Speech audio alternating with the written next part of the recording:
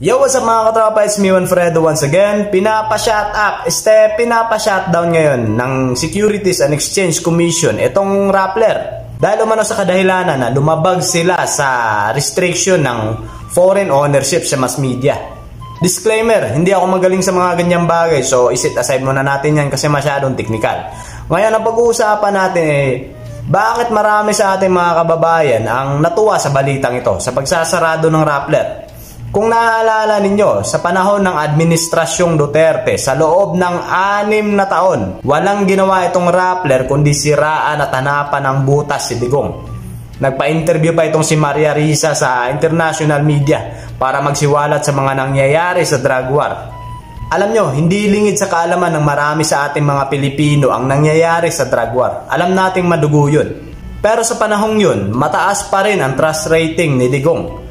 Kasi marami sa ating mga Pilipino ang naniniwala, sumusuporta at gustong protektahan ang Administrasyong Duterte.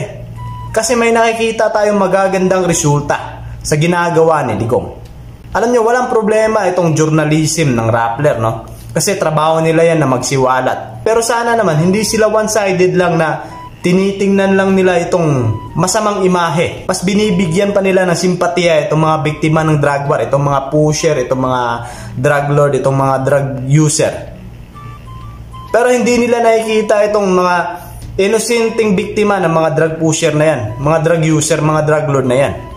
Alam nyo, ang media ay hindi lang basta-basta media. Napakalakas ng kapangyarihan nila para manipulahin ang pag-iisip ng tao. Depende sa kung paano sila magbalita. Pero alam nyo ba mga katropa, nagbago ang ihip ng hangin ngayon ng Rappler. Especially itong si Maria Risa. Anong sabi niya? Eto mga katropa. We are here to help. Pero sa panahon ng kampanya, nakikita nyo naman kung paano nila siraan itong si BBM. Kung paano nila atakihin sa mga article nila. Tapos ngayon magtataka kayo kung bakit hindi na kayo invited sa Malacanang. Kahit ako din naman, yung mga kapitbahay ko na pinagchichismisan ako, sinisiraan ako dyan sa labas. Hindi kayo invited sa birthday ko. Maglaway kayo dyan sa labas.